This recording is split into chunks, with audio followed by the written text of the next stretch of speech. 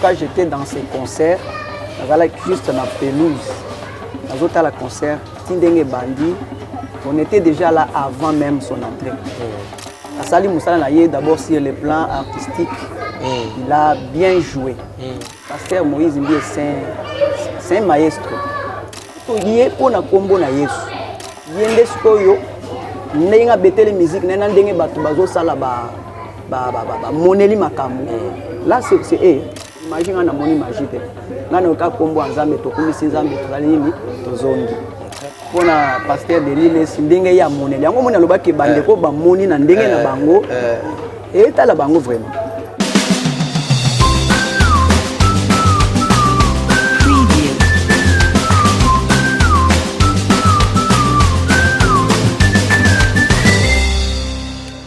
Madame, Messieurs, bonjour, bonsoir. Cela dépend de l'ère à laquelle vous nous regardez à travers le monde. Bienvenue à ce nouveau numéro de votre émission Célébrons Ensemble. Célébrons Ensemble, vous allez un magazine socio-religieux où vraiment toyambaka ba saina nzambe, ba pasteur, ba chanteur et autres. En tout cas, tobetaka masolo mingi o etali bonzambe.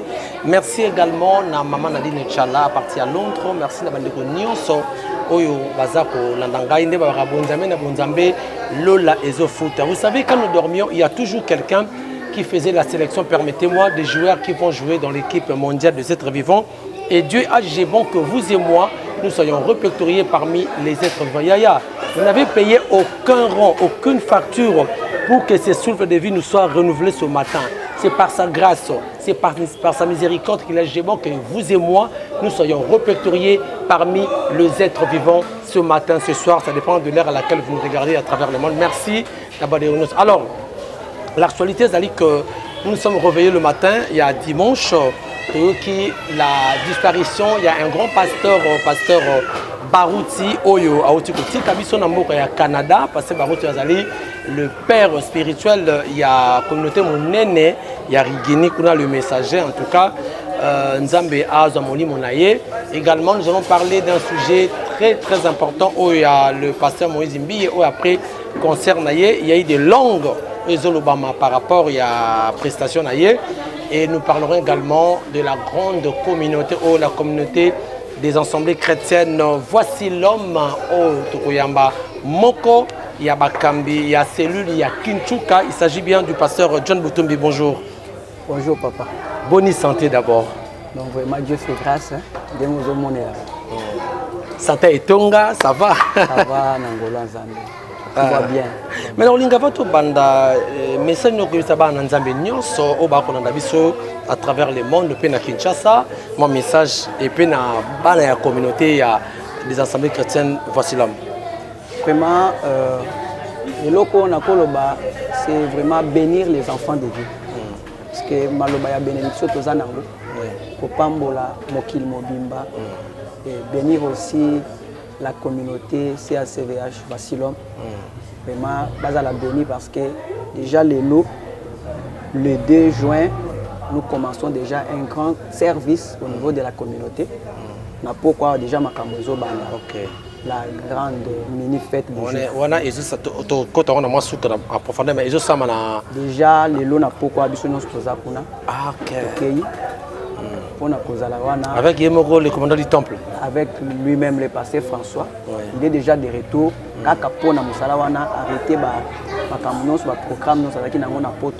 Il est déjà là. Il y a Komaki, déjà vendredi, il était déjà là. La voici la très bien. Un bon et fort. Très bien. Alors, pasteur, tu as un parce que Sangomongo, je crois que vous avez appris ça. Sangwa Mawa, Oyo, Bino corps du Christ. Ici, pasteur Barouti Ouazali, un grand pasteur, il y a la communauté Monene, il y a le messager, la Rigini.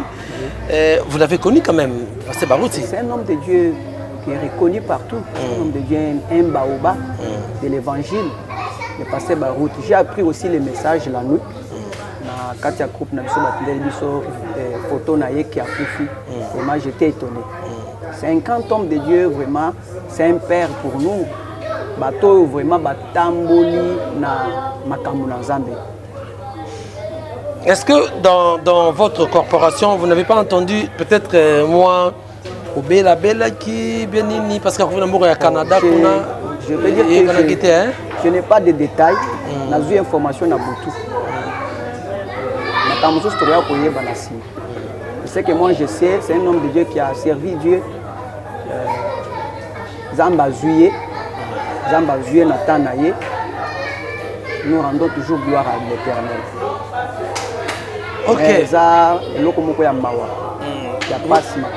Oui, pasteur, total qui image je crois peut-être mais je vous apprends.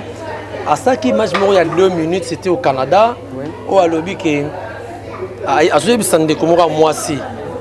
Talangai, tamso monanga les six bon, c'était comme une aventure, hein. Oui, mais ça voulait dire quoi prophétiquement, spirituellement? Papa, c'est comme s'il présentait sa mort, hein. Un homme de Dieu qui a l'esprit de Dieu, il doit savoir ce qui doit arriver. Et batumsu bakoye bate, mais il y a déjà que non, azotika mokili.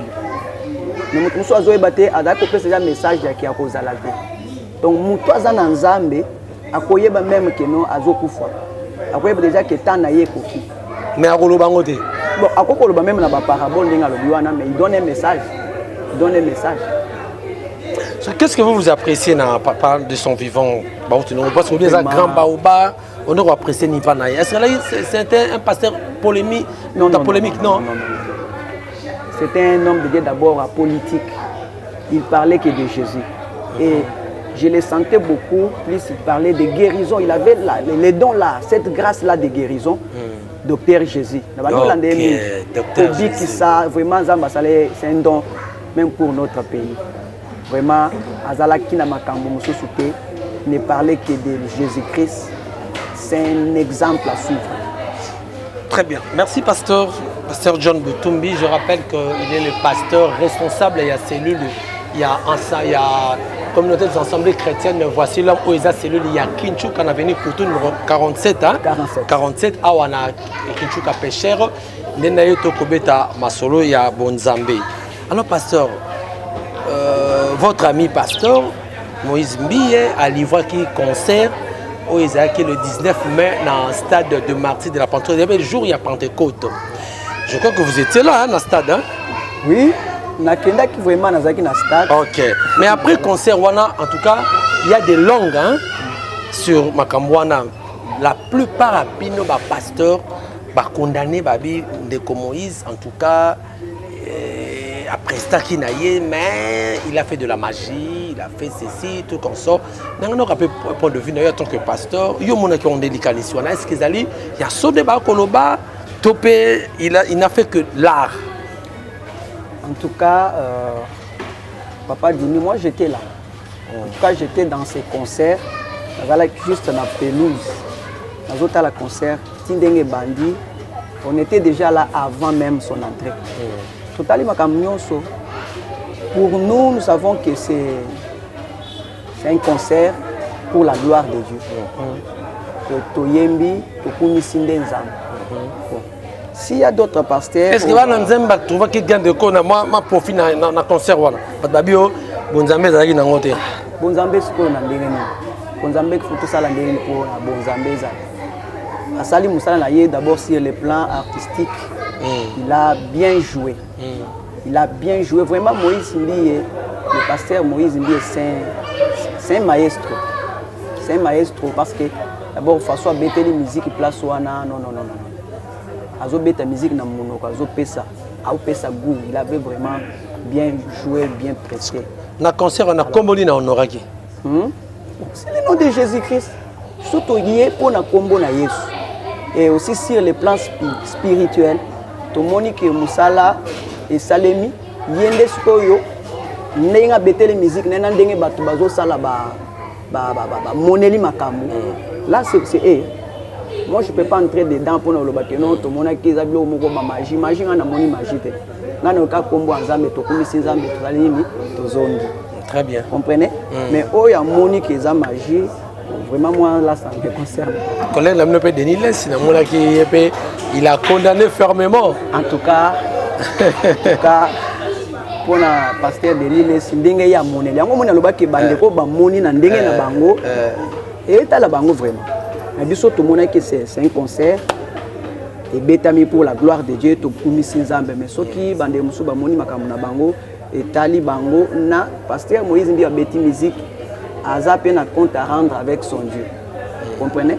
Si c'est la musique, ce qui est caché, c'est lui avec son Dieu. Si on a makambo est caché, nous on ne doit pas entrer là parce que le hobby c'est caché. Alors, oh il y a moni révélation na oh est caché, là ça lui concerne lui-même. Est-ce qu'il a été soutenu par le corps du Christ? Mais pas tout le monde qui place au et après les grands, tout le monde est grand pasteur. Parce que son habit na mona ki batu assez ACVHT, yo José représentant. Ozalaki déjà. Mais ba pasteur rebelle bazaki wana, ba grand pasteur ndé banani, na ba petit pasteur ndé banani. Man par contre, il autant va comboter hein. Par contre, il vieux va ça honneur dans le corps du Christ. Les grands pasteurs et les petits pasteurs ndé banani.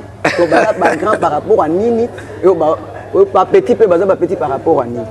Ce sont des hommes de Dieu, il y a eu la présence de beaucoup de pasteurs. Ma père ou Bampaka, voilà. Bampaka ya Lingomba. Il faut qu'on vérifie que puisque Batouazaki est belé. Est-ce que Batouazaki place Wana Bolandaki Bomonaki Bango? Il y a eu quand même des pasteurs au Bazalaki Wana. Et vous allez voir qu'après son concert aussi, il a eu à visiter certaines églises. Ça montre déjà qu'il y avait... Il a été soutenu, ça c'est bon. Soutenu par les hommes de Dieu. Mounaki, la pasteur Patrice Moussoko, Azalaki, na église moi et belé.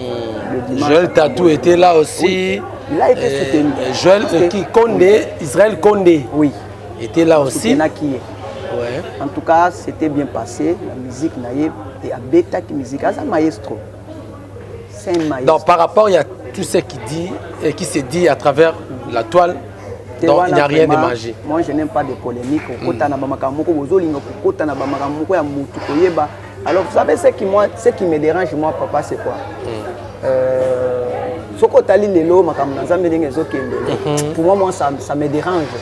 Ça me dérange pourquoi?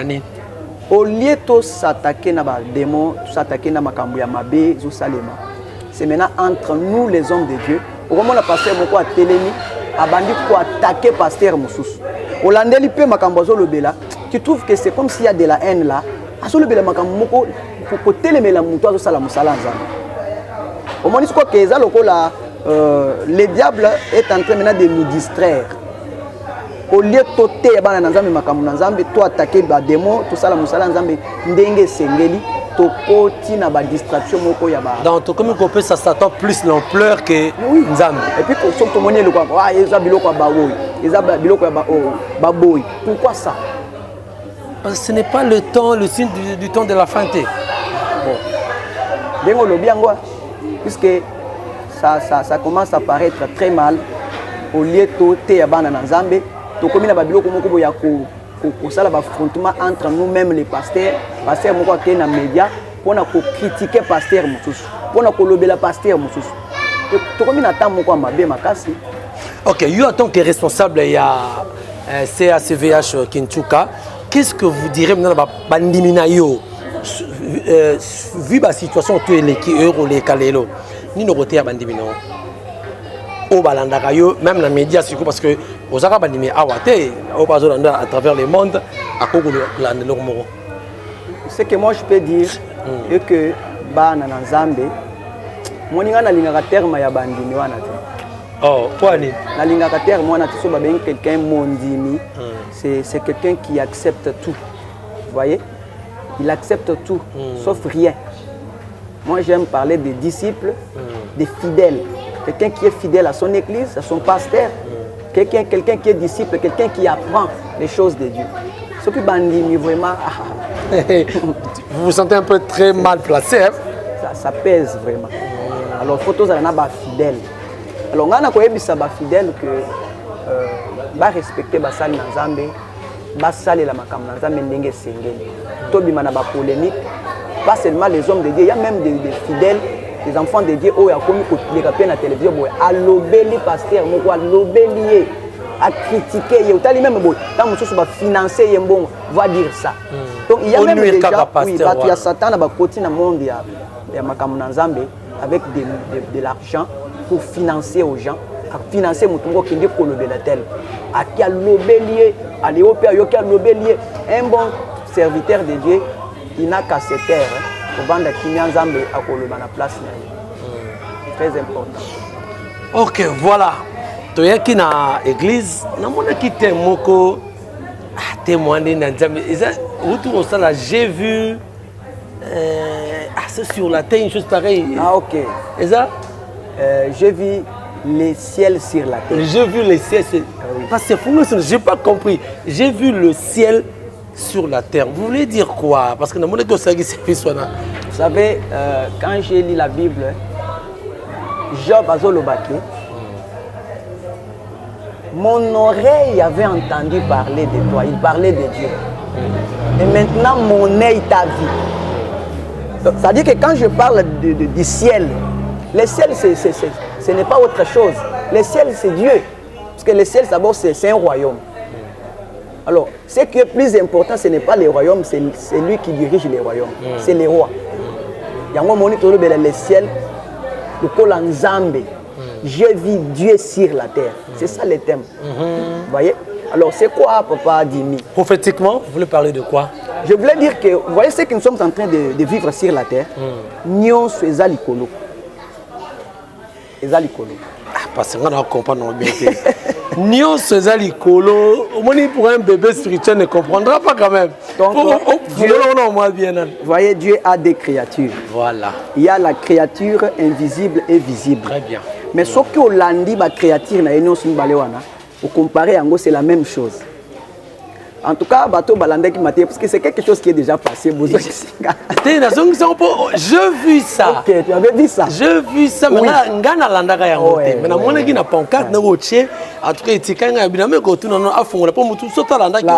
manière dont j'avais décortiqué ces thèmes-là, c'était vraiment wow. Ok. Alors, la création ensemble visible et invisible, vous allez constater que dans le livre de Colossiens, on présente Jésus comme l'image du Dieu invisible. Jésus-Christ est l'image du Dieu invisible. C'est-à-dire que Dieu qui est spirituel, mais quand on voit Jésus, on voit maintenant un Dieu visible. Vous voyez? Il y a un moment que Zamba qui est là, même yonde ngozawa kombo ba pesio o papa eza kombo ba pesio na famille na bino mais eza kombo nzamba pesio te. Tu as un nom que Dieu t'a donné. C'est-à-dire qu'il y a un toit sur la terre, il y a aussi un toit dans le ciel. OK. Il y a un moment qui, quand j'ai commencé à prêcher, je parlais de Jean. Cet homme-là qui avait eu la révélation dans l'Apocalypse, il a été reçu dans les cieux.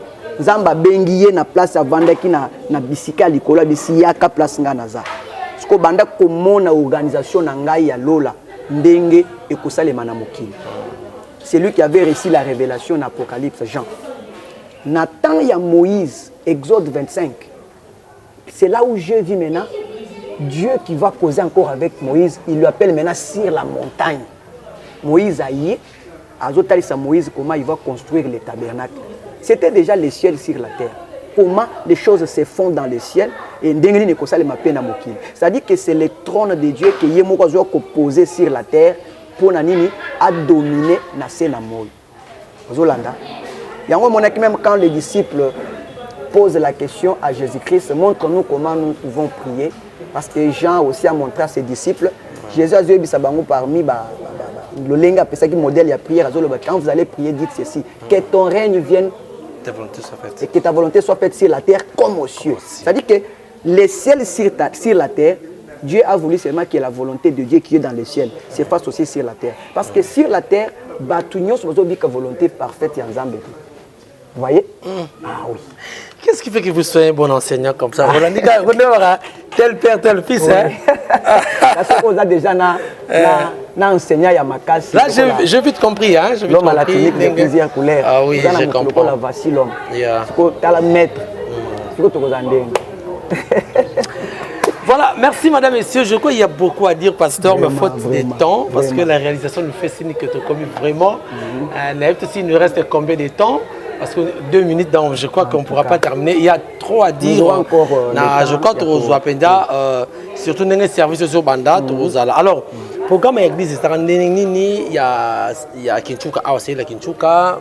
comment est-ce qu'il y a un service, à part service à la communauté, est-ce qu'il y a un service, comment ça se fait? Service à la communauté, il y a mini fête des Juifs et Zali pour la communauté Mobimba. Nous tous nous serons là ce soir. Alors, dans l'église, peut-être que tu as porte, parce que tu continues à s'embêter là. Tu as un programme pour les bandits, je peux dire que 14 jours, tu as enseigné en église. Je suis en train de parler sur un petit thème qui dit les ennemis des Juifs. Tandis que chez nous là-bas, il y a la fête des Juifs. Mais il y a des ennemis des Juifs. Il y a les ennemis des Juifs. C'est une révélation. Alors, je crois que c'est de fond. Là, temps est rosalaté. Donc, déjà, il y a 14 jours à Wa. Ah oui. Il y a un jeûne et prière. Jeûne et prière. Donc, du lundi au vendredi, tu peux samedi, tu peux dimanche. Donc, ma forte prière, il y a ma casse. Ok, c'est quoi l'avenue? Ils sont venus Nini? Nous sommes à l'avenue Koutou, numéro 47. Nous sommes dans la commune de Ngaliema. Très bien. Quartier Kinsuka. Comme na Souka, mon message, il y a Souka na ban. Je peux dire que je limité. Je suis fidèle. Je suis balandi biso. L'émission célébrons. Célébrons ensemble. Donc, c'est bon. Nini, mon message sur le numéro de téléphone, je ne sais pas. On va mettre votre numéro de téléphone. Pour monter à la note à Londres, parce que j'ai une soeur, à Londres, comme maman Nadine Chala. Cette maman vraiment très assidue dans Bonzambe. Je crois que c'est l'Anda OP, c'est un message mon maman Nadine. Alors, et là on a collé pour la bana Nzambe un tout petit peu. Tout comme un temps très compliqué. Oyo soko tangi na apôtre Paul Tanguy est bien à Zolo Belessir les 7 lettres où il y a Zomisaki na ba église zalaki cette période où l'église devrait passer mais na minute oyo toza na église moko ya Laodicée soko tangi ngo komona que libota na Nzambe bazali susu ni chaud ni froid omoni kaka ndenge tozaki na stade wana est-ce que yebi que place nga nazalaki parce que nga nazalaki na pelouse Moïse mbi azobeta nzembo na ye ya rap wana. Oyebi nzembo na ye wana. Tango azobeta bana moko ya bakaso na baser moko bazwi nzembo ya mokili ya musicien moko boye oyo bino ba lycée boye. Mokili ebebi papa. Donc bazoyemba kuna bango bazokotsa ba mélodie na bango bazobwaka ba vocal na bango. Et j'étais étonné. J'ai compris que toza na temps ya église ya Laodicée. C'est-à-dire que les bana na Nzambe baza ni chaud ni froid. C'est-à-dire que okuta kaka na concert ya Nzambe bango na oya mokili bango okuta téléphone na ye makambo ya mokili ya ba biloko ya bien te ba film pornographique ezana kati ba maté pe ya ba passer ezana kati. Donc on ne sait plus distinguer baza les vrais les faux. Nino tozoye baté. Alors c'est que je vais dire aux enfants de Dieu qui me suivent bami pesa bazala na ngambu moko. Et là, Israël. Pourquoi beaucoup de gens deux côtés? Soit vous êtes du côté des prophètes de Baal, ou bien vous êtes du côté de mon Dieu. Tant est difficile, tant est compliqué, nous devons nous confier en Jésus-Christ comme Seigneur et Sauveur, et Dieu va vous bénir beaucoup. Merci, nous sommes arrivés à la fin de cette émission. Célébrons ensemble, mesdames, messieurs. Le plaisir a été pour moi de recevoir pour vous le pasteur responsable de la communauté des assemblées chrétiennes. Voici l'homme à CACVH Kinchuka, le pasteur John Boutumbi, avec lui, Tobeti vraiment, Masolo et Tali Bonzambe, évolution à l'église de l'Onakati à Congo, dans le monde. Message à ce il a attiré l'attention dans Baïnio sur la Bonzambe. Tout comme il a tant où l'église à l'Odyssée, c'est-à-dire moi, Nanzabe, tous à la prudence. Dans la prudence, tout ce que vous voyez, tout ce que vous faites, faites prudent. Merci Namoni Pati et puis Enoch, en tout cas pour l'assistance. On a Pambolabino et que désormais vous aurez encore une presse au seconde gloire, donc presse au église Awa et quand même un pasteur John Boutumbi. Alors ceux qui nous ont besoin on a bien prochainement le numéro Mosusu. Célébrons ensemble. Ciao.